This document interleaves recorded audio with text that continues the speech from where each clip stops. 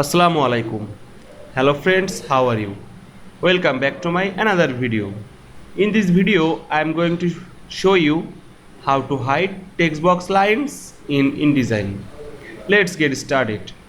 At first, open your InDesign software. Then go to your text box and you can see here are right side or properties menu.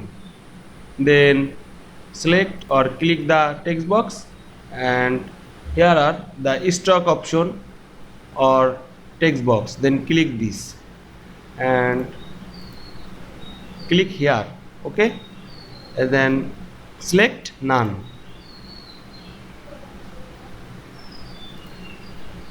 Now our text box lines in height. Now again select the text box and go to the stock and I am select the another color, red color, then press OK. Then increase the and select the text box and click here the drop down menu and select 0 pt. Now you can see hide text box line in InDesign very easily. I hope you enjoyed my video.